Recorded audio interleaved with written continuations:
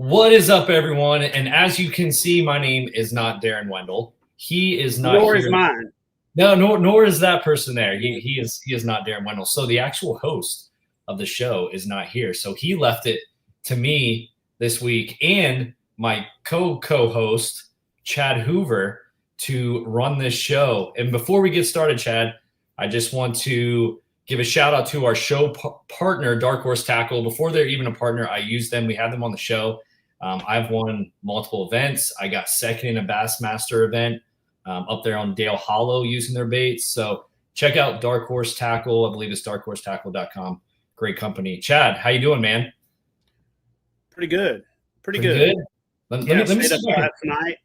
Stayed up last night until I stayed up until this morning, till about 5 o'clock, working on the KFAS, or the Kayak Fishing Advanced Safety Training Curriculum, which is a project that I'm actually launching with the real host of this show, Mr. Darren Wendell. And he is over in Canada, up in the Pacific Northwest, with my son Austin and a bunch of other crazies, the Paul and Jeff from Aggressively Average Anglers, and Wade from Yak Attack, and Keith Stevenson from Kayak Angler, and a bunch of other people over there chasing some salmon and some lean cod and some kind of bass that they catch on kelp beds and a bunch of other stuff. And unfortunately, I had a little health situation going on, had to bow out of the trip, but it's allowing me to kind of focus and get the core curriculum done for the Kayak Fishing Advanced Safety Training, which we'll talk a little more about in a future podcast and in the future.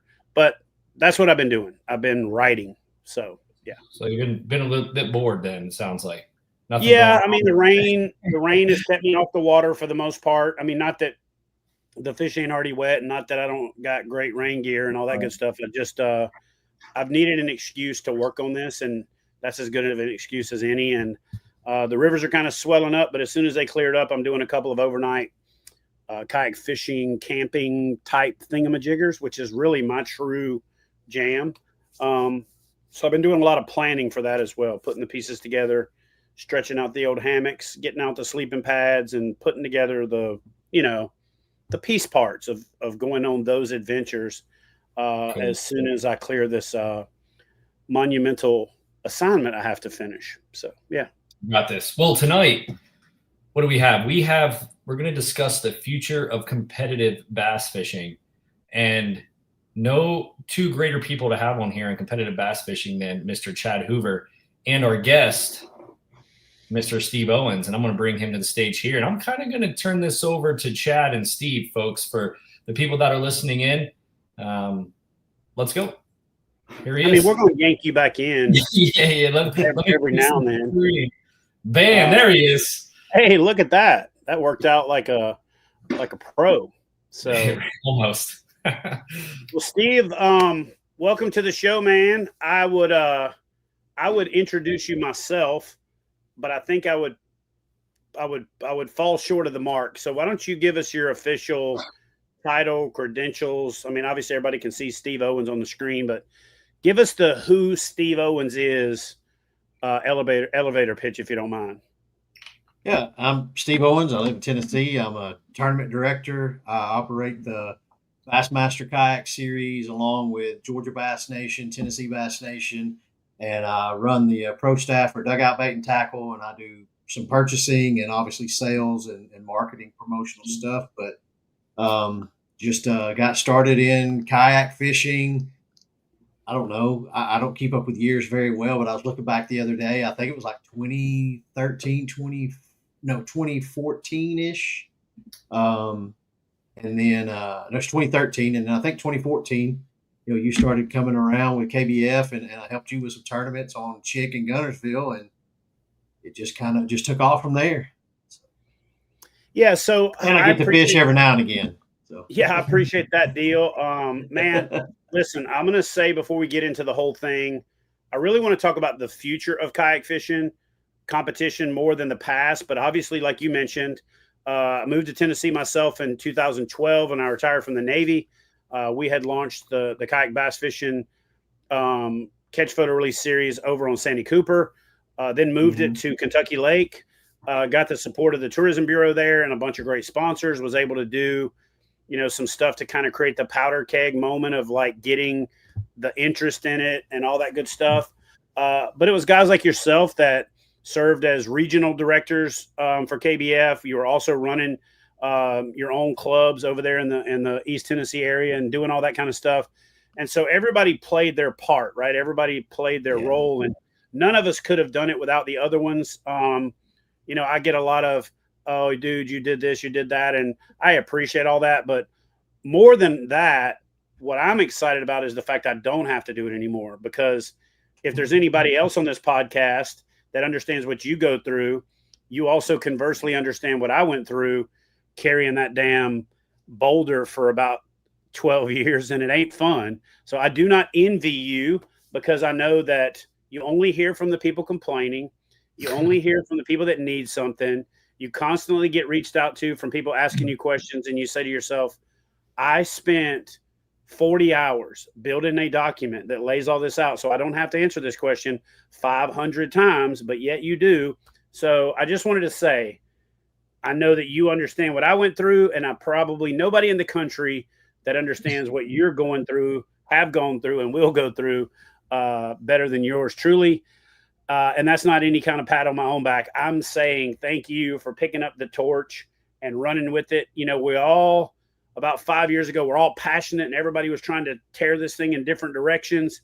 And, Hobie did a great thing. You guys have done a great thing. I think we did some great things at KBF. But the beautiful thing about it is I think we've kind of settled in on, I personally love the charity stuff and the virtual stuff and the kind of the new angler stuff, which I feel plays a role. And then I'll be honest with all of y'all, I never really liked the trying to go super pro, the pro series stuff and all that, because people were dragging me into it, kicking and screaming. And Steve, you can attest to this. You always got 1,000 people in your ear. And especially for me, when I first got started, everything that sounded like a good idea, I wanted to do it.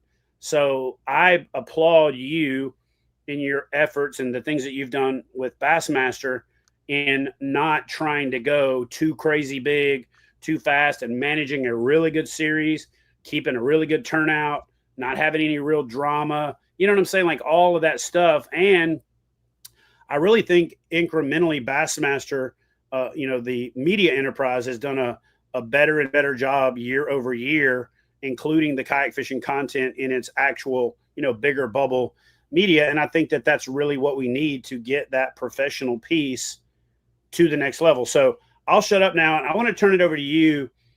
I'd like for you to give us a little bit of how did you get involved with the Bassmaster series? Give us a kind of a lay of the land of what it is for the folks that not necessarily, into the whole competitive fishing. Like, what events have you had so far this year? What events do you have left for this year? And then after that, we'll talk about some of the future stuff, which is the topic of the show. So take it on. Take it away, I should say. Well, the Newport Bassmaster Kayak Series presented by Native Watercraft it's one of the national trail series that we have. We're not a professional trail series. We're all still an open series. We don't have a professional level series yet, which professional level means, you buy all in and that's all you fish for a living, essentially, in a year, it seems like. But got started with Bassmaster during the development when Dwayne Wally and the guys started it. Reached out to me because I had done the big Chickamauga and Gunnersville KBF events, and we had grown our grassroots club here on Lake Chickamauga. It was myself and Seth Lassiter, Ryan Lambert, and some others. We built TVKA, which is part of CAST, a Tennessee group of clubs, and our club was pretty successful, largely in part because we got to partner with the KBF events. So when Jody Queen and all of the Jay Wallens and all of those guys come into town, they would double dip into our tournaments, and it gave us notoriety. So that literally when people were driving to and from other places, they would check in on us and see if we had an event. So we always had national level competition across the state of Tennessee, number one, but especially our grassroots club. And then got asked to help format, the Bassmaster Series, and I ran the first championship we had was on Logan Martin. It was an open championship. I think we had 227 in it. I think you fished it. The flood monsoon down there in Alabama, right as COVID hit, and then during that season we had 4 events. I think it was maybe 5. But I run the Chickamauga event, and then I had to step away just because I had so much else going on and worked a regular 9 to 5. So I had to step away. I didn't have time to help do what I felt like it needed to do, which is like, because we all try to volunteer, you got to have a person that can be committed to it. For me, that's important because each tournament has the same footprint, the same structure and organization. And something that I worked hard to do is to set a narrative of what your tournaments are going to be. And the first challenge I think was that we're such a social and vocal kayak community that we're always communicate with other people during tournaments. But as a Bassmaster Series, what that shield means to some people, I quickly saw that we had to make certain that our events are airtight. So if you have a problem, you go to the tournament director. You don't call 3 or 4 other people to complain about it. You go to the tournament director so that I can do my job to make sure that we eliminate infractions. And that took over pretty quick. The anglers really appreciated it, and it kind of set a narrative. I know me, you, and AJ worked on a big governing body of rules to start working on that kind of stuff. Because we love team series where you can talk on the phone or whatever, but when you're fishing for first place, it's like 11 grand. And I know a lot of your championships were far more than 11 grand. I mean, you got to make it airtight where an angler knows that they're fishing against a person and not a group of people, which was not a large problem, but there was still like a little bit of chatter about that. And so once that was done, I kind of got ahead of myself. That's, I think, feel like how we made the series move forward a little bit. And as you mentioned, we all can run tournaments. We can all charge $250 for a tournament. But the marketing power of Bassmaster is what has kind of made the series grow, I truly feel, because they do such a good job of being able to highlight the anglers on a platform while we've got kayakers that do a phenomenal job marketing. They don't have the platform that a Bassmaster Series does. And that took me a little while to get into that, to understand truly like what Bassmaster kind of is for a lot of people.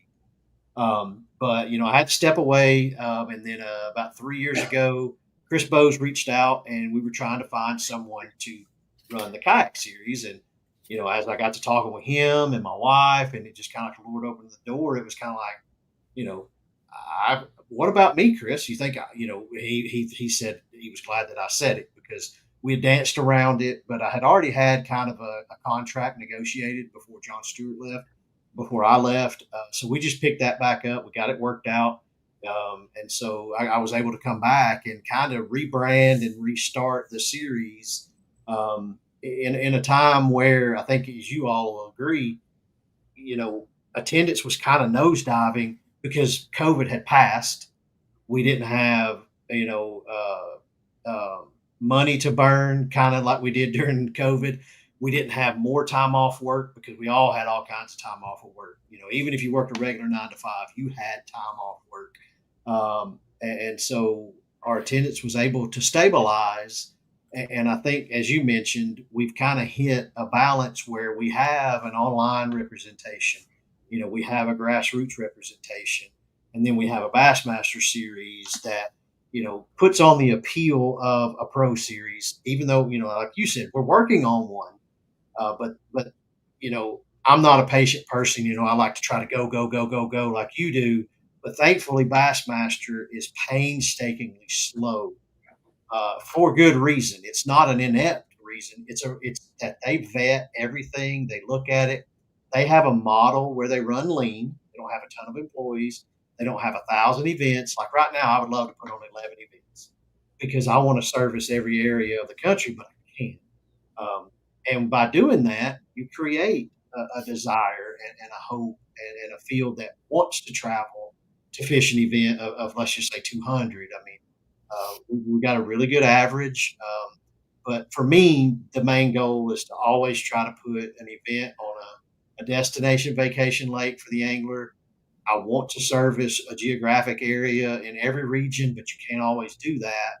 And then what I feel like I do a pretty good job of is it's like if I can't come to your area, I'm doing the best I can. We'll get there when we can. We could easily add another event, but now instead of averaging, and it's not necessarily about averaging 200 anglers, it's that now that payout gets to a point where if you finish 11th, you could take home $1,200, because we don't have a lot of sponsor dollars in the community right now. They're all disappearing.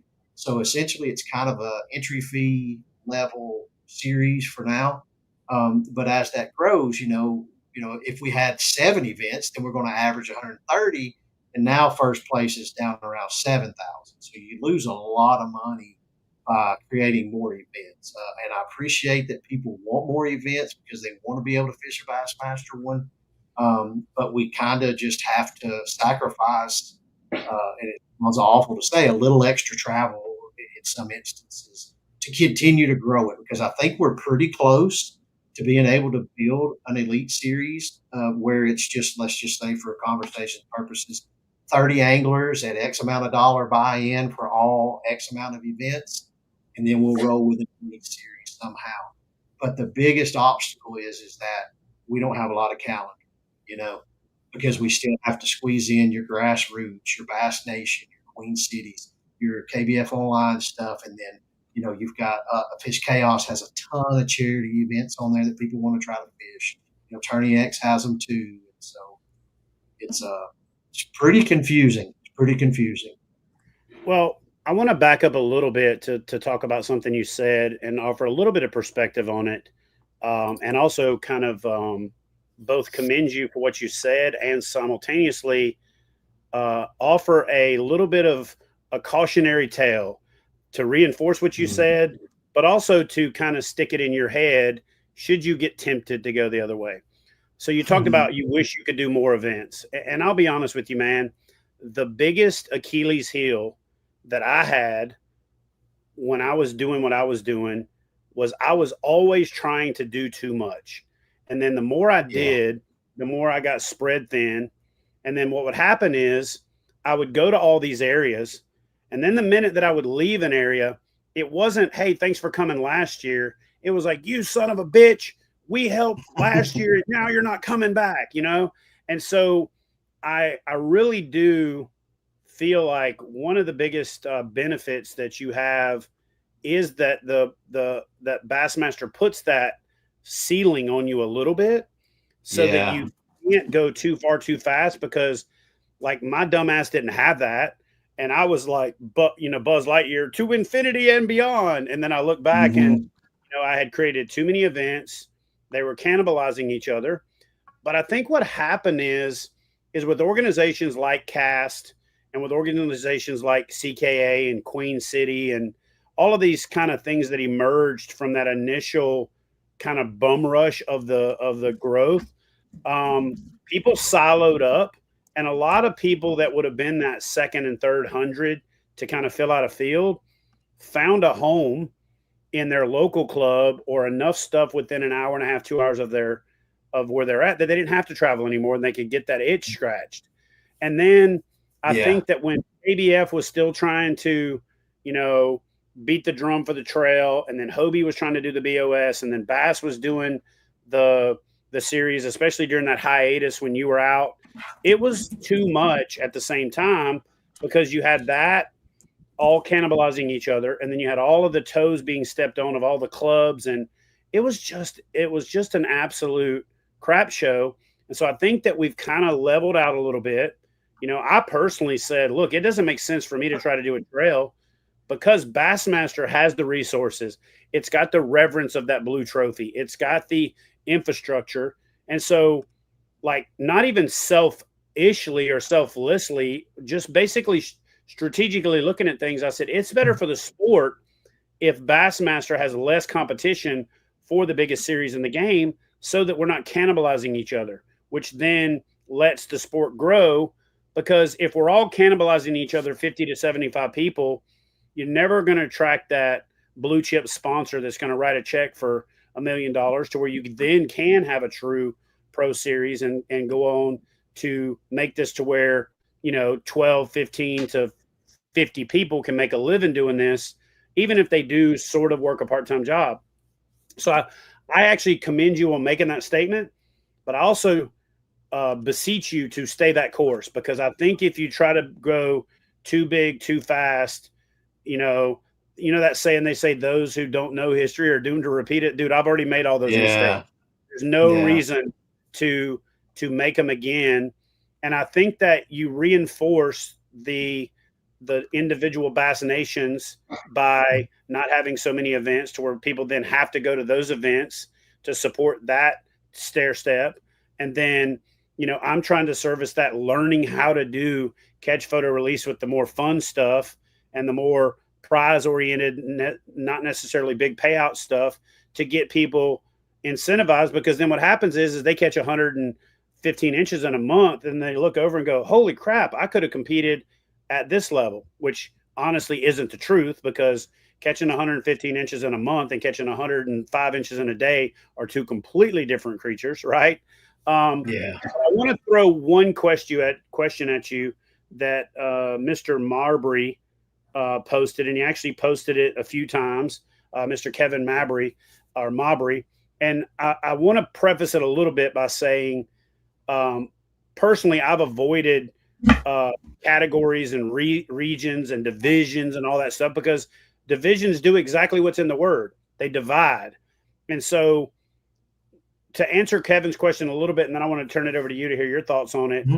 He's basically commented a few times asking, are these tournaments going to do, certain things to attract the new anglers, the paddlers, the peddlers, and all that kind of stuff. And so I'll say this: you don't see T-ball stands every third batter in the major leagues, because at that level, you're supposed to have already gotten there. So we have small clubs, we have online stuff, we have all of those things that if you want to try to be competitive at that level. So I don't personally think it makes sense at the Bassmaster level to divide up into divisions, the paddle only, the, pedal only, motor only, and all that good stuff. But I would love to hear your thoughts on that, because I know you get it all the time, like I used to get it all the time. What are your thoughts on the concept of divisions, motors? Where do we draw the line? You and I have had this conversation offline probably a dozen times, you know what I mean? But I'd love for you to share your insights on your thoughts on divisions when it comes to competitive kayak fishing. Divisions are something that you can do if you have a big enough body of anglers to do it. We're kayakers. We still don't have 5 million people like the boat world does. So we don't have enough of numbers to do groups of paddle, motor, no electronics, this, that, and the other. The other thing is that if you start doing things like that, say we're fishing Lake Murray this weekend. Now, so let's say we're going to a paddle kayak only. That entry fee, should that entry fee be $250? Well, if it's not, let's say we make it $100.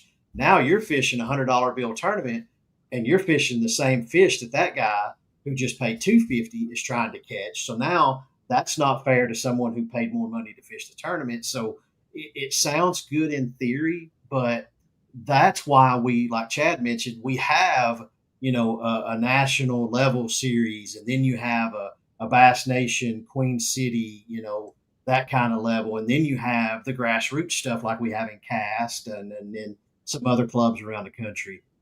Those are for what you would want to call the entry level kayak thing. But I feel like kayaking, motor or non-motor, is still a pretty even playing field, that I don't think you should be intimidated to get into a motorized series or a pro series, if that's what you want to call it. Because, at the end of the day, you hear a lot of people say, and just to answer the Quest 3 adventures, I'm looking at joining my local KBF club. Is it worth it? Well, yeah, it's worth it, because you're in it for what you're getting to do, which is fish. You're fishing competitively. I hate the word ROI, even though I know it's applicable in life. I hate return on investment. I don't care if a tournament is, and I don't have unlimited funds, but let's say a tournament was $700 or $70. I'm going to fish it. I don't care.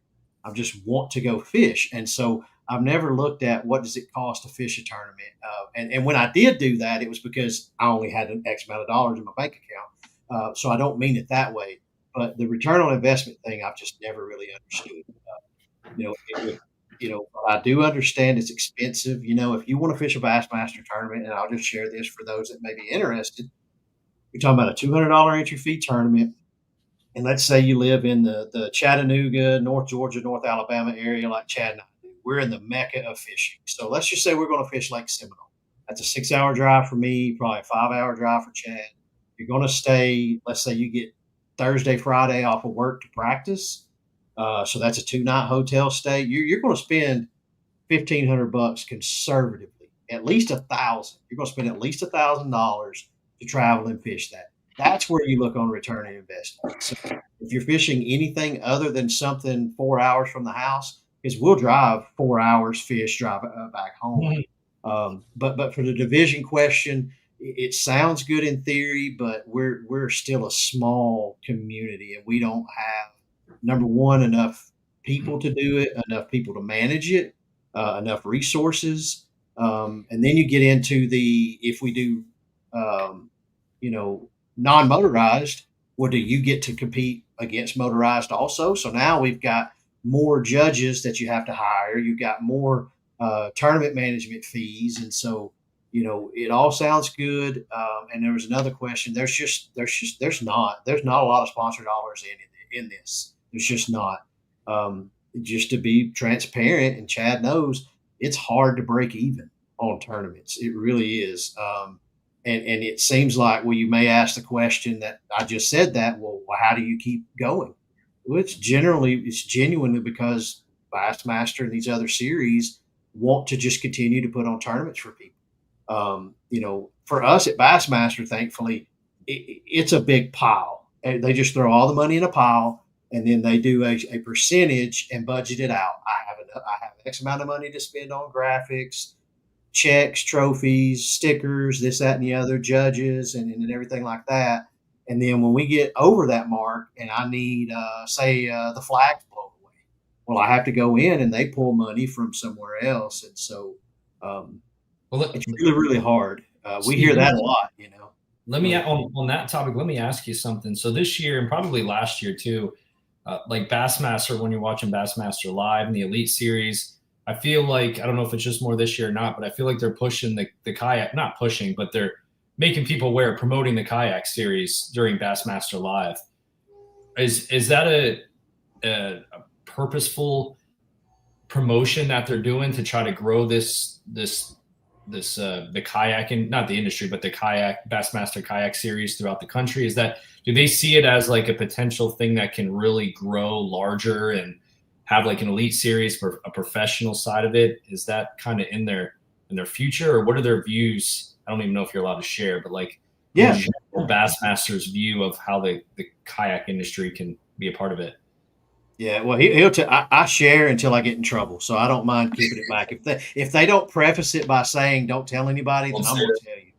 That's how we get feedback, because I don't know all these lakes that you all grew up on. I grew up wanting to be a Yankees shortstop. I mean, I don't know all these lakes that y'all fish, so I have to rely on y'all for information. So, but to answer your question, yes.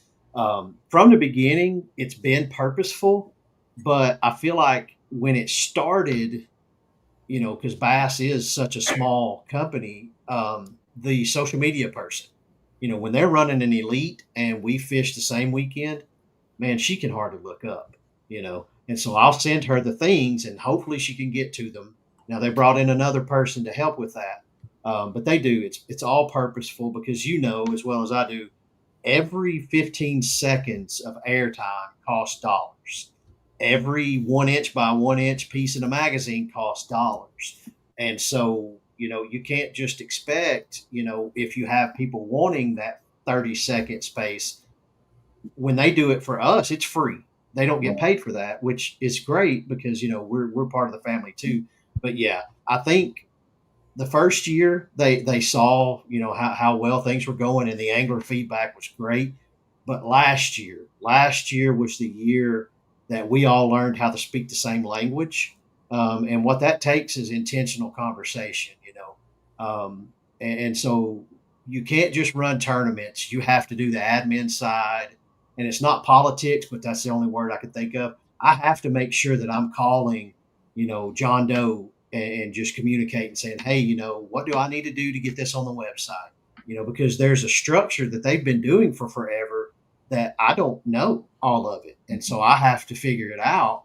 And they've been very, very, good and kind with information. So yeah, it's a purposeful thing. After the first year, like Yamaha Right Waters, that was because it's a clean water initiative. Everybody was like, well, that's Yamaha. No, it's not a motor. It's a motor company, but we were the clean water initiative. And so with Dakota Lithium and then now Newport and Native and those kinds of people, and even Old Town, they didn't get the return on it they felt like for a little bit, but it dipped. It dipped for a little while because we did have so much, like Chad said, and Steve Fields always likes to say, we're all kicking the same can.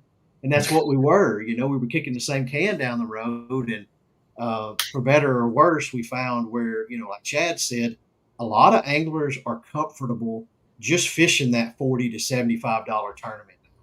They've had a taste of a high dollar KBF tournament, a high dollar Bassmaster, a high dollar Hobie, an All American Series. They've had that taste, and now they're okay settling back a little bit. I don't know. Someone's asked me about, why don't we have $500 entry fee? Well, that's going to make more money in the pot if people can afford it. I like the $250 balance. Because the payouts are good. I still only believe in a 10% because that way last place can get the entry fee plus $500 back. If we go to 15%, like some places do, like the boat world pays 30 places, no matter how many. Well, if we've only got 150 people in it, well, now, that 30th place, I'm going to give you your entry fee back, and I expect 15th place to be happy taking home $800. I just, if you're one of the hammers, and I'm not saying a name associated with hammer, if you are a hammer in that event and you beat 200 people, you deserve a lot of money if you're in that top 10. And if you're last in the money, you need to at least get, double back on top of your entry fee, in my opinion, because now at least I got your gas and hopefully your McDonald's to get you back home. So, Steve, I want to talk about something. You made a statement that's actually kind of funny about you're going to say what you can say until they say you can't. So the double-edged sword for me is I can say whatever the hell I want to about what I've done, but the double-edged sword is sometimes I say too damn much. But I'm going to just say this. I retired from the Navy. I spent 20 years busting my ass. I saved. I grinded. I then made smart decisions along the way. I went on extra deployments so that I wasn't spending money and I was making hostile fire pay and imminent danger pay and some of those things so that when I retired, I would have enough money to not have to struggle. I invested in Hook One, and then Chris Stewart and I really made that thing successful, blew it up over about a 4-year period. And then I made enough off of that sale when the company that ultimately wanted to buy us bought us to give me a 4 or 5 year cushion to make KBF successful. So people, when we first started, would get their calculators out and start saying, oh, well, here's the entry fee. Here's this. Where did this money go? Well, they wouldn't account for PayPal fees. They wouldn't account for the T-shirts. They wouldn't account for the trophies and some of that stuff that at that time either had to come out of my pocket or had to come out of memberships. And we had just started the whole membership concept. And it was like everybody wanted this 100% payout theory. Well, who's going to foot the bill for all this other stuff? So I did. And to this day, aside from the sponsorships that I've done, that I have then worked my ass off to pay off by creating video content and product development and designs and all those things, I've invested pretty much everything I made, both in my 20-year Navy career and in my 4 years of blowing Hook One up, to put it back into kayak bass fishing. So people always are online with their little keyboard courage talking about how much money I've made off of KBF. So I'm actually going through the books right now to get cleaned up after the divorce. And I'll tell you how much I've made on it, on the tournament part especially, is a negative $400,000. That's how much I've made. I've invested that much money into it. I've invested in paying staff like Lynette and Hank to help me write about it and run it and do all the things that it would take to build a company like a Bassmaster of kayak fishing, until I got to the point to where I was like, this is insanity. I am never going to make back my investment. I've got to pivot, and Bassmaster is better equipped to do this. But what people don't understand is they see a sponsorship like Torquedo, for example, when we did the national championship with the $100,000 payout and all this other crazy stuff. And they're like, oh, he made a bunch of money. He sold out. Unless your calculator's broken, you dumbass, I actually put every nickel into the payouts, plus some, plus the staffing to be there and the overhead and the PA system and all of those things. So trust me when I tell you, I understand how expensive it is. So just like the anglers, when they go to a tournament and say between hotel, gas, and food and all this stuff, I'm spending $1,000. Well, multiply that times four if you're running a tournament with just 2 or 3 people to help you, that you got to cover their expenses, you got to cover their meals, you got to cover their mileage. And dude, it is not a viable way to turn a profit. It's just not. The idea was it created an umbrella that made people want to join, to be part of it, to where that would, hopefully break even. And over the next 3 to 5 years, if everything goes right, I will kind of recoup that. But by pivoting KBF more towards a social club and a club that also fishes Bass Nation, that also fishes the Power Hour from Native, that also does that, to where we embolden our members.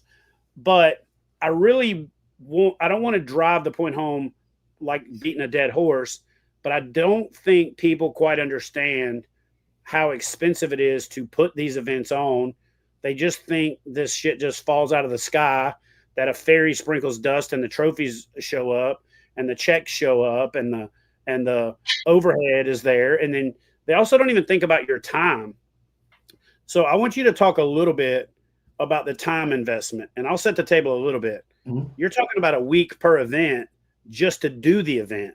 Then you're talking about all of the lead up and all of the tourism negotiations and all of that stuff. So talk a little bit about the time commitment from a tournament director. And this is not for me to pat myself on the back or you to pat yourself on the back, but what I really want to foster is an appreciation nationwide for how much work these grassroots tournament directors are putting in. That's thankless. A lot of times it's coming out of their pocket, and they deal with all of the BS and aren't compensated for it. So talk a little bit about like being a tournament director, especially for you, because you've done it at every level. You've done it with, TVA. You've done it with KBF as a regional director. Now you've done it with Bass Nation. Just talk about the job of being a tournament director, if you don't mind. Yeah. Well, thankfully, several years ago or 3 years ago, I was able to quit doing a regular 9 to 5 because, for 4 or 5 years, I was doing, all the stuff that we do, working for Dugout and working a regular 9 to 5 job. So thankfully my old boss fished and he got it. And so I had a lot of flexibility there, but the most time constraining part of any of it is sponsorship stuff, because, we're all fighting for that crumb. And then you're talking to a rep that doesn't necessarily understand any of the tournament series, even the Bassmaster tournaments. They don't understand them. They just know that they want to sponsor them. So you have to educate them on what you do. You gotta sell them on yourself and your vision, and you got to get along with them. So that takes a lot of time. Scheduling, the most frustrating part is putting it on paper and then reaching out to a chamber and the other tournament directors that you try to work with. And then all of you have the same date on this one. So that juggling takes a lot of time there.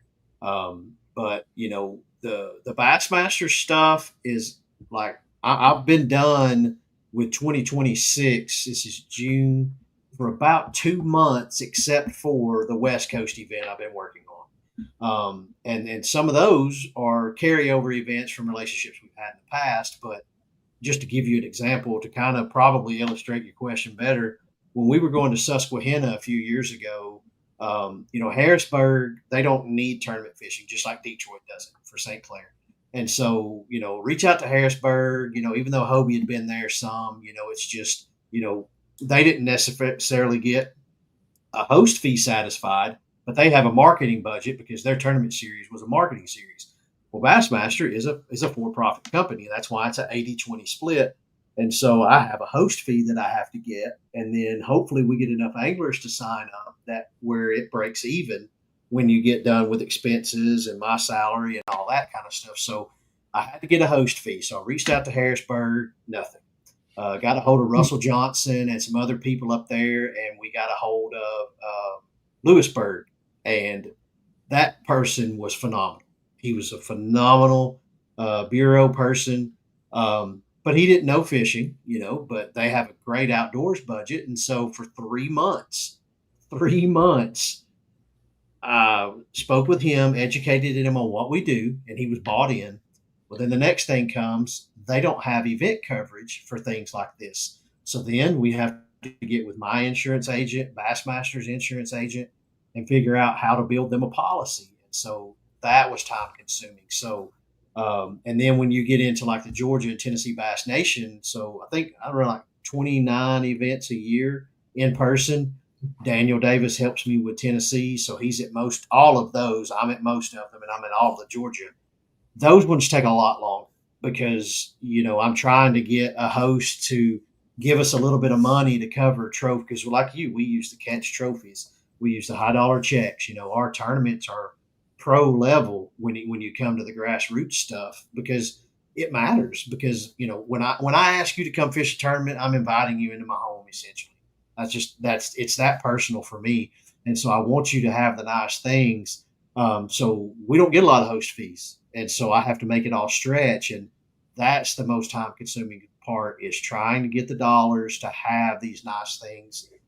We used to get tons of product. Like somebody messed around the other day and said I was selling all the Georgia Bass Nation products because we've got some Senkos and some Cuda scissors and stuff. Where used to we had a battery at every event. We had a rod or two, and it's just those days are over because, it was during COVID and everybody had, money to burn, so to speak, even marketing budgets. And, so time consuming wise, most of it's the sponsor stuff.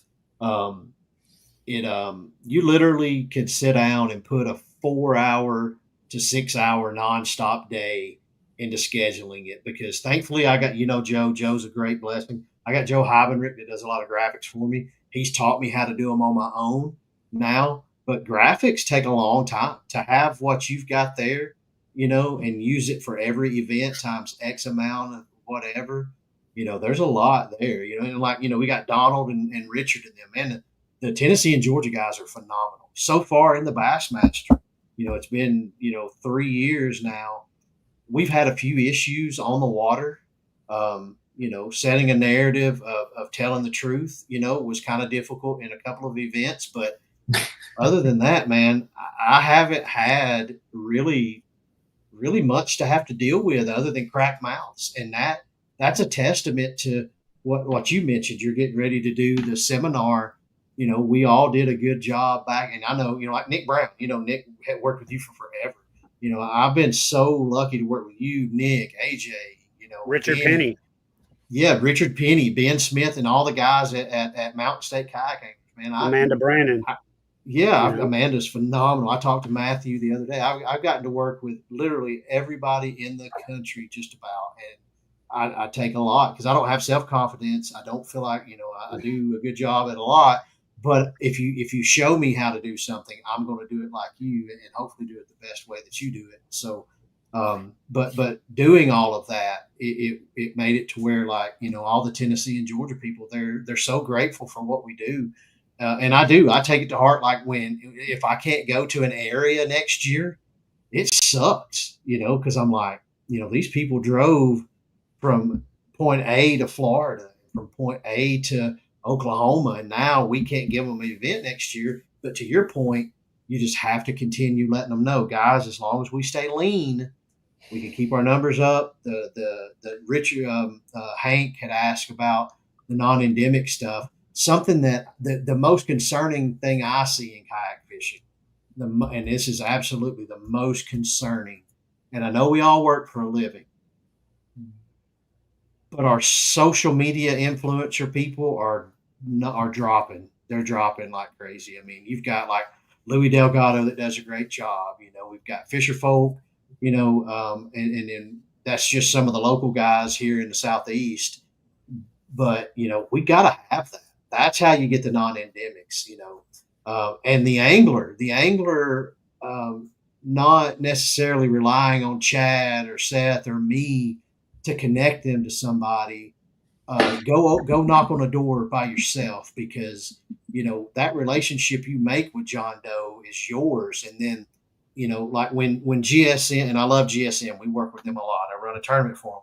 But when all of these major manufacturers started getting bought up by these big entities, so let's just say Steve and Chad's Tackle Works bought 7 bait companies. Well, those 7 bait companies had a pro staff manager and 20 pro staff people. Well, now we don't need all of them, because we're one company that just bought 7 more. So now Seth's lost his gig, because your regional manager got canned, because we don't need him now.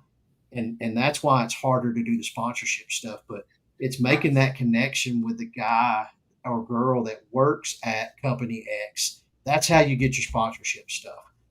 But we don't have, and again, I know, and I'm not looking at it like this is the kayak fishing world. This is the kayak fishing world, but we've got this much social media outpouring.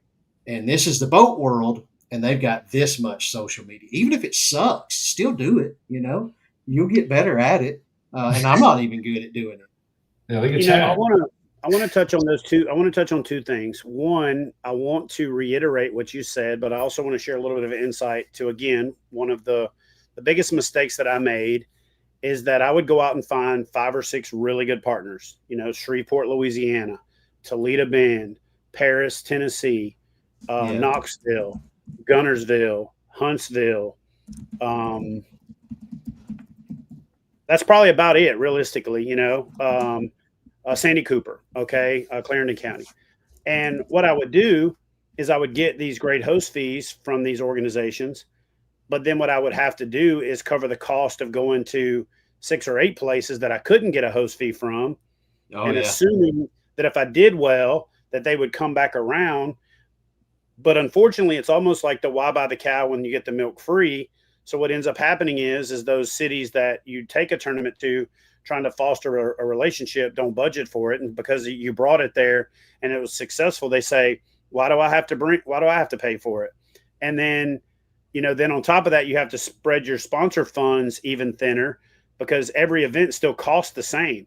If I do an event on Shreveport and I spend $5,000 to $11,000 on the event activation between staff, checks, trophies, dinners, all of those things, and then I turn around and get a $10,000 host fee.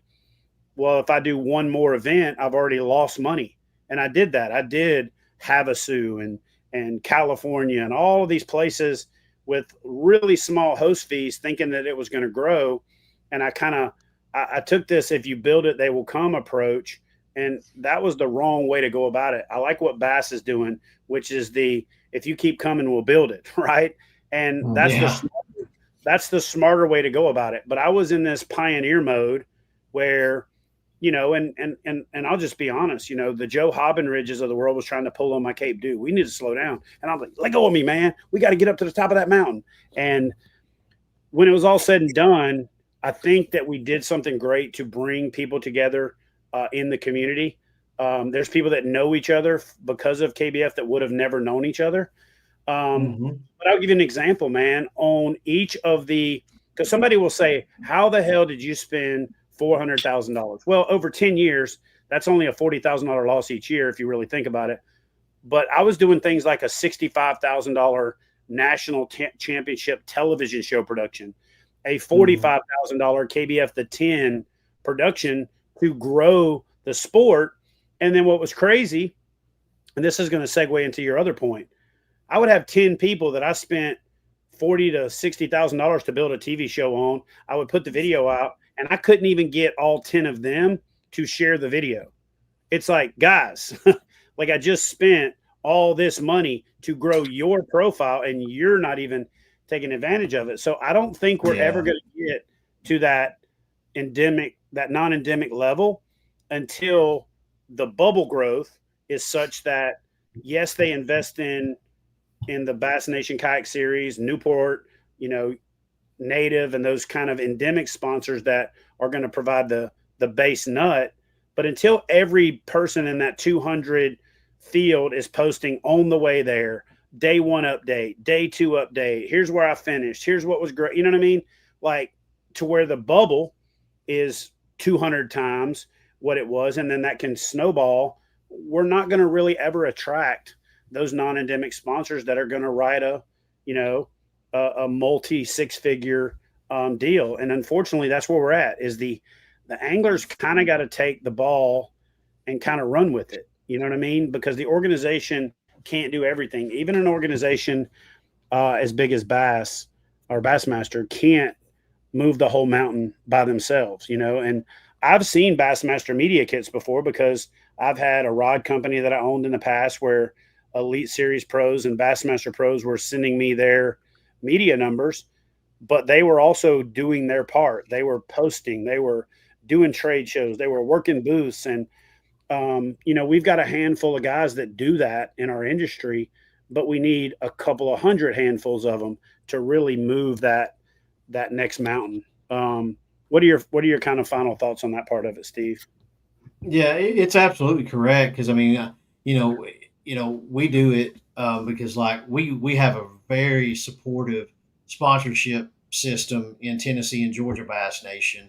But most of that's prize stuff, but they do make it to where we can cover, like I said, all the nice things. And our anglers this year have done a lot more than in the past, because even if it's just sharing, like my post, but the boat world understands, like, let's just say Donald Guthrie's our boy in here commenting, when he shares it, if he'll go in and hit at Carl Black Chevrolet of Nashville or at Newport and put that in there, they see it that way. If you just share, but now we need educational tools, and it could just be a short YouTube video that every tournament director puts in their grassroots club that says, hey, whenever you share, Seth, Steve, and Chad's tournament, tag these sponsors. If you won, we give away a GoPro every tournament. Drew Gregory got us connected with the good people at GoPro, and we're trying to grow that relationship. So it started out with a camera per event. During practice or the event, you upload a catch, cast to catch kind of thing. We'll edit it for you, and we get 2 to 3 tournament. We're averaging 200 anglers.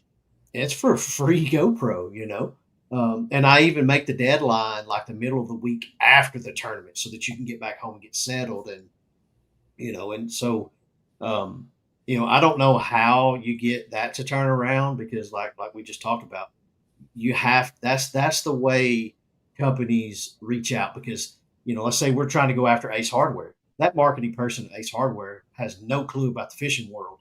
But if you call them, send them links in their email and start a dialogue, they'll start looking and they'll be like, you know what? That's conservation minded because they're kayaking, they catch, photo, release, their graphics look good, this, that, and the other. These people are out there fishing. If it's a bank, well, everybody's got a family. So if you got SmartBank as a sponsor, well, who's to say that you and your wife don't get together and use SmartBank to get a mortgage, because you can't just look at it like, okay, we all use gasoline, so let's go after Shell. You have to look at, like what I just mentioned, well, we all are going to get mortgage loans. SmartBank marketing director will look at it and say, well, we've got this amount of people in this club. This amount of people are probably married based off of averages. So let's just, now that we've got this group here, we can send them an email. Maybe they want to look for a truck next year. Now we can go to somewhere and get them financed that way. It just takes some purposeful concentration and thought that I just really got good at this year. And it's hard to do when you work a regular job, because we eat, sleep, and live this stuff. But if you're doing like what I used to do, I was in maintenance or a reactor operator for forever. You don't have time to do all that. And so it's just, you just have to do it. And it's not easy. It's not fun. I know you guys do it all the time. I brought my GoPro with me this weekend to go shoal bass fishing, and it stayed in the truck for 4 days. It's not fun. What it is it's a means to an end. It's a necessary evil. One of the things that I don't think people realized, early on for me with KBF is that all of those sponsors that I had for KBF were my sponsors. Like, they weren't sponsoring KBF, especially early on, because KBF wasn't a proven thing. Well, I was proven in my television show and my content creation and what I was doing, and I was moving the needle. So aside from the $400,000, I also took a lot of my personal sponsorships and moved them into the tournament stuff to fund trying to make it viable. If I had just focused on growing just my YouTube channel instead of worrying about all that crap, I probably have 1 million subscribers right now, and I could do whatever hell I wanted to. That all being said, I still feel very fulfilled in what we were able to accomplish. I do want to answer a question I see over here in the chat real quick from Casey Kayak Angler. He asked about regional championships. Would be a great way for KBF members to get together without a long road trip. Any thoughts on that? Actually, yes, we spent the first half of this year kind of revisiting that, and we have 15 regions now. This year, everything is about a baseline, so there's some prizes for the regionals. But just head over to Fishing Chaos and click on Trail Club on the left-hand side. Go to Kayak Bass Fishing, and you'll see the regional series is already there, and we will have championships next year. But again, we're gonna crawl, walk, run, fly. I'm not gonna go spend $1 million trying to make it big. I want it to be more community and fun and less. I want to say less professional, but less professional than what Steve's doing. I don't need the backdrops and the over checks all the way out to 10th place and 5 trophies. And it's going to be fun, and it's going to be engaging, and it's going to be like the old boondoggles used to be. And my whole goal is to prime the pump on more people. I hate to say it this way, kind of graduating from that to go feel like they can be competitive on the Bassmaster side. I mean, I'll be honest with you, man. My goal is to drop 100 pounds between now and September, set my schedule for next year, and I'm going to go out there and fish a bunch of them as well. A lot of people forgot I can fish. Like, I just doing too much crazy. Just a TD, man. And I want to get out there and have some fun with it, and do the damn thing and give my sponsors some ROI, and maybe even set the example on how you should be acting when you're going to do a tournament, like a Drew Gregory, like a Christine Fisher, like a Greg Blanchard, like the people that are really doing it are doing it, and then there's a lot that are grinding really hard that just haven't broke through yet. The Jody Queens, the Casey Reeds, the Justin Largens, the people like that I see their effort. I see their grind, and I see how hard they're working, and I respect the hustle. So I just realized it's hard. People don't understand how freaking hard it is. And it's even harder now to develop a following because there's just so much noise out there. Like, there's so much stuff to try and penetrate, but I'll simplify it. Provide value. And there's 3 categories you can provide value in: information, entertainment, and education. And I'll break them down for you. Information just means you're sharing something that you learned. Entertainment means you're doing some dumb shit like busting your ass at a boat ramp so everybody else can get a laugh out of it. And then education is you're teaching them something that you learned or that you came up with, which is taking information, putting it together, and reserving it out from a different perspective. And so to me, it's real simple: information, education, entertainment. Provide one of those 3 things to where if they traded you 3 minutes, 7 minutes, 10 minutes, 8 minutes, or 30 seconds of their life, they got a value proposition out of it. I think way too many people think, oh, I'm just going to have a camera over my shoulder. I'm going to set the hook. I'm going to show the fish I caught. I'm going to tell them what I caught it on, and that's content. Nope. That's monkey see, monkey do. Content is you can figure out how to engage and provide value for them, which then in turn provides value for your sponsors. And you got to figure out a way to make it fulfilling, fun, and engaging for yourself, because if you don't, you'll burn out and you won't want to do it anymore, you'll do what Steve said.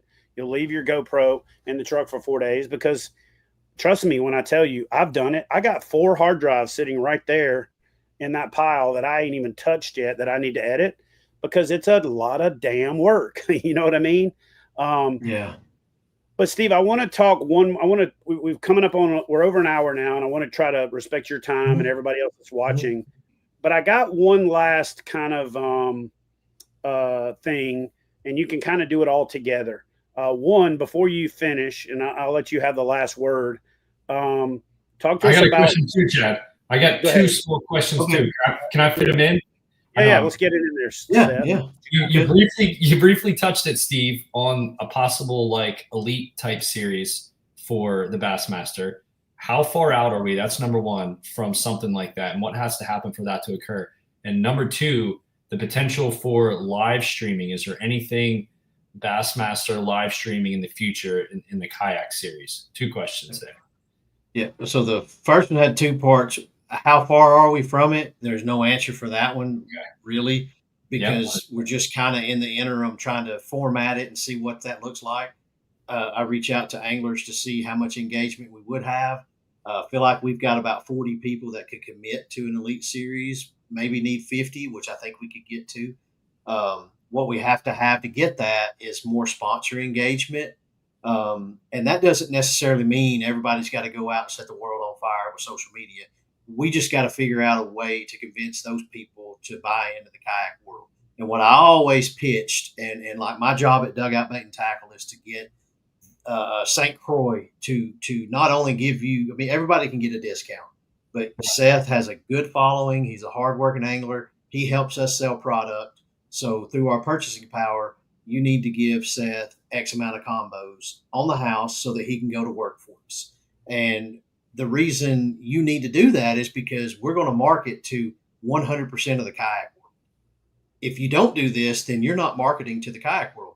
You're only marketing to who happens to see you in a magazine. If you work with us, we're going to take you to the kayak world. And if you don't, you're ignoring 100% of the kayak world.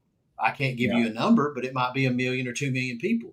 And if you get 20% of those sales or 10% of those sales, that's 1,000 people times $200. You do the math on that, and that worked for me on the product sponsor for my anglers. And so I try to do that with the tournament series, because I brought a couple pretty close to the door with Bassmaster.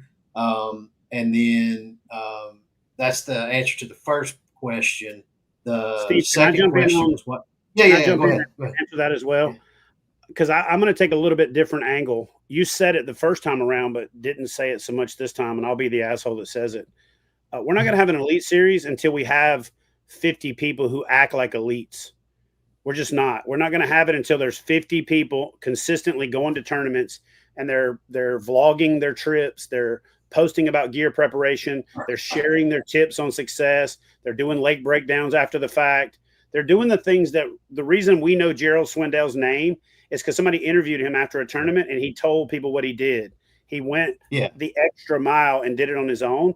When we got 50 to 75 people that are acting like that, then we can have an elite series. So it's really more on the community than it is on an organization like Bassmaster to just wave an umbrella and say, we now have an elite series. We kind of need the people to act like an elite series, and then that will lead to an elite series. Would you agree with that, Steve? Yeah. To an extent, like I want to just, so like what my vision for it is, and I don't care to share it because it's ain't like we all steal this stuff. We do the same thing.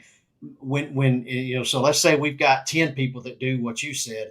Well, we still need those other 40. Well, if we can get those 40 to commit to fishing, we'll do a workshop. We'll give you the tools to teach you how to do those things, because Seth could commit to it, but he's only 30% in on the social side. So, let's not wait on that. Let's go ahead and show them how to do it. Like, to your point, information, education, entertainment, we can give you the information to do it and the education to do it. And so, that's where I think we're at there. Kind of funny that you say that, because I probably shouldn't be letting this cat out of the bag, but Darren, Wendell, and I are launching the Kayak Fishing Advanced Safety Training in probably 2 weeks. It's already a established company, name, business, all that kind of stuff. But on the heels of that, we're also going to be launching a thing called the PSA, which stands for Pro Staff Academy, where we're going to legitimately do what you just said. very inexpensively, so we can start cultivating a culture of understanding how to better promote, represent, provide return on investment, understand what return on investment means, understand how to calculate it, understand how they're going to calculate it, understand how to have conversations, know how to approach companies. The number one thing I see all the time is people ask me, man, how do you get sponsors? I'm like, well, how many have you had tell you no? Tell me no for what? For however much money you ask for. I've never asked for money. Well, if you never ask for money, you're going to get exactly what you asked for. So you got to, at some point, learn how to ask. And so we're going to work on that for sure. So Seth, what was your second question? Just the live streaming, if that has any. Yeah. So I'm looking, we are looking at potentially moving the championship out of the spring to the end of the year. The reason being, what we've tried to do the last 2 years is make it where the elites are fishing here and we either come before them or after them in proximity so that we can get the elite stage, so that we can get the streaming camera, so that we can be on Bass Live on our own and stream. We've been trying to do that, but logistically, we haven't been able to do that. But if we can move our championship to a date where there's no other bass events, we're going to get absorbed by the Classic simply because it's the Classic. That's what it's there for. That's the Classic. We were just an addition to it. And that's not an insult. We were just an addition to it because the Classic, on my recommendation, was enough of a selling point to get people to buy into the series for some years. Well, now we're here. We're visible. We get a little bit of shine at the Classic, and that's great. We're always only going to be able to get this much because it's the Classic. It's there for the Classic, not us, not the college, not the high school, not Bass Nation, not the team series. It's there for the elites. So I'm grateful to be a part of that. But if we can separate our championship, then now we're standalone. We can get the elite stage. We can get streaming. We can get more camera boats. We want to figure out a way to live stream to the website, but if we have the truck there, then we can do that. That's always the holdup, is that y'all see the media truck. That's a lot of dollars. That's a big boost signal. Once we get that, hopefully we'll have it, we'll have the March championship next year. Hopefully we can get an October one established quickly enough, whatever it is, September, October, November, hadn't nailed it down yet. But if we can get that time period nailed down. Get the hell out of November, because I moved away from your tournament to go move mine to November. So don't come jump in my lap again. Sorry about that. I want it to be October. I really do, because it does. And I can fish it. I can fish it myself. Absolutely. All right. So I want to say something. We're working on that. I want to say something about this too, because I've actually going down this road. This is something I never thought I would be, is that person that owns 2 phones. So I went out and, got a second phone line for my business. I've been developing this PFD concept where there's a phone holder that you can use for recording your catch, hands-free. But more importantly, you can also live stream with your camera, facing out for when you're fishing. And so for this year in the fall, we're going to do a couple of small, 2 or 3 person shootout type tournaments that we're going to live stream. I'm going to go the low tech route because I don't have the money for a production truck like Bassmaster, but for the 10 next spring, the goal is to have everybody outfitted with secondary phones or internet mobile devices, which is all a phone is an internet mobile device. Have them outfitted with a way for that to be serialized to their name. They can stream the whole event and then have 2 or 3 boats out with Starlink that are providing the network coverage in case there's bad signal somewhere, to where we can live stream. Now, again, a 10-person tournament. There's no way I'm able to ever live stream 50, 60, 70, 100 people. But we are working on that concept because, Steve, I'm sure you remember when Scott Butcher came up with this concept called the 5 Live, and we did that with them through KBF. I still think to this day that was one of the more fun things to watch. And I'll never forget when Jackson Orr signed up for one of them and was out there just giving a play-by-play, stream of consciousness, was about midway through the day and was behind and just systematically just started knocking fish off and worked his way up. And it was freaking exciting to watch. So that segues into my last question. And then this one I'm going to let you handle. I'm not weighing in on it. And then you can take us home with what's left for this season for the Bass Nation Kayak Series through Bassmaster. And thanks in advance for your time. But my last question is, what role do you see, if any, like AI and the things that are happening in the world of artificial intelligence playing in the future of catch photo release from a standpoint of, I don't know, photo identification, from, angler fish ID? I mean, what role do you see, if any, AI playing in the future of competitive kayak fishing? So for me on the AI, it'd be hard to do simply because, like right now, there's not a lot of real information out there on it. I don't see where it can really be advantageous because we already have the tools to be able to do it. It's like balls and strikes. You're not always going to get it 100% correct, and even AI will still not get it 100% correct because AI. There was a very interesting several podcasts I listened to recently educating on AI.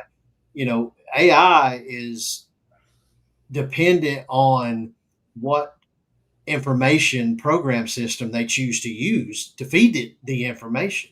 And those are built by databases. So you just hope that whoever is building, sending that information, sends it information to where it's got a moral compass. And then for us, one thing before I forget, the advice for our people is just because you don't have a Russ Snyder's or Eric Siddiqui name, don't feel like you can't do this. You look, Eric, one of the top anglers in our sport for 10 years, he doesn't have a social media following, but he's got support behind him because he reaches out to people, person to person, and gets that. So don't be apprehensive. It's kind of like if you're in that grassroots $40 tournament, jump into that national level series because I did it and I cashed checks in it.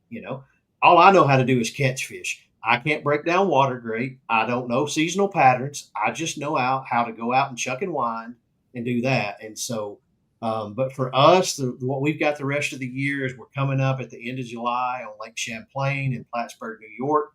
And then we close out the season at the end of September on Toledo Bend. So we did that, like what you did for years, the end on the bend. Yeah, baby. And so Jason and them all reached out, and because nobody wants to fish in September or October hardly anywhere, but that area you can still do it, and so that's why we went there. Cool, man. Listen, one of my favorite events that we've ever done in the history of what we did was the end on the bend. It was that family reunion at the end of the year. That's home for me. Like I grew up an hour and a half from there, but I caught my first actual fish on an artificial lure, first bass on Toledo Bend. My dad used to take us over there commercial catfishing when he got hurt in the oil field and was having to catch catfish and shoot coons at night to make a living and sell marijuana also. But you know what I'm saying? Like we were living off the land, right? And so Toledo Bend is that special place for me. But it's also, I was at the Toledo Bend event when my papa died. I was at the Toledo Bend event when we lost Rebecca Golden. So it was really hard for me for 2 or 3 years to think about going back there because like in back-to-back years, I lost a person really close to me on the exact weekend of that tournament. And so it's kind of cool that you're going back there. My schedule's pretty well free. I think I'm going to try to make that event to try to qualify. Do me a favor and try to go to October if you bring the championship to the fall, because I'm trying to stay in November around Veterans Day to tie into the Veterans charity stuff that I'm doing. Yeah. And I'm going to keep beating the drum and waving the Bassmaster flag as hard as I can. We're covering it as best we can on KBF as a club and as a media company. And I feel like that's our role as a club, is to support what's going on the national level. We're going to do some regional stuff to make it fun. But Steve, man, honestly, bro, can't thank you enough for what you do. Like I said, if there's anybody else out there that knows how hard it is to do what you're doing and doesn't envy the position that you're in, no matter how much you put on a good face, looking public, I appreciate you, man. I understand it. And we all thank you for the sacrifice, because I know you guys ain't getting rich doing this, and I know you make a lot of sacrifices to make it happen. So my hat is off to you, brother. Appreciate you, and appreciate it. look forward to what you can bring to the table in the future for the Bass Nation Kayak Series and all of the stuff that you're doing on the grassroots level still to this day. So thank you, man. Thanks, Seth? Steve. Yeah, I appreciate you guys. Appreciate you, Seth. You got anything else? I got a question for Seth. Okay. On Del Hollow, what do you think you could have done for another half inch? Anything different? Well, so I thought about this a lot since that day. Man, I had one that was like 22 inches on a bed that I couldn't catch. But it was in like 10 feet of water. I spent an hour and a half on that on day 2. I could have spent I had a decision to make at around like noon. Am I going to nickel and diamond on smallmouth out deep or go hit that one big bass on a bed? And I decided to just nickel and diamond. I mean, I probably should have. I saved day 2 was I saved all my smallmouth stuff for day 2. And I didn't go there until probably like 9:30, 10 o'clock in the morning. I hit some largemouth stuff in the morning. So probably go there earlier and rotate on. I had so many fish that were left out there. So it was more of a probably should have hit that area early type deal. But yeah, we came close. I was very satisfied with where I ended. I thought for sure Ewing was going to pull ahead a little bit more. So when I ended up only losing by a half inch, like another half inch and I would have won, I was like, dang, I was closer than I thought I was going to be. So, but yeah, it was a fun event. Yeah. See, guys, it's just like you said, anybody can go to one of these events and pull off a Hey, I've never fished. I have never fished Dale Hollow before. It was my first time. Went up there, practiced, found them, and laid into it. So anyone can do it. If I can do it, Florida guy. Like I'm looking at the top here. You got a Florida guy, Ohio guy, New Hampshire, Pennsylvania, Massachusetts, another Florida, and another Pennsylvania guy. I mean, all out of towners, not historically. It's wild. But I appreciate you guys. Appreciate getting able to be able to get on here, and we'll see you. You get to fish any more this year, Seth? I was going to go out to Toledo Bend, but now that I qualified, I got 3 little girls. They're 8, 7, and 5, so it's tough to travel right now. Definitely going to do the championship, but I was going to do 3 events, but now I might just wait around for the championship. So that's you got to pay them dues at home, but we should be seeing you early next year to start the season. So I love to hear that. All right. But I appreciate you guys. Thank you, Chad. We will all catch up in a little bit. Thank you, guys. Yep. And thank you to our show partner, Dark Horse Tackle, as well. darkhorsetackle.com. That's what I got second place on baits on Dale Hollow. So I'm going to end this stream now. Thank you, everyone. Thank you, Steve. Thank you, Chad. Y'all have a good night. Appreciate it. Good night, See y'all later. Bye-bye.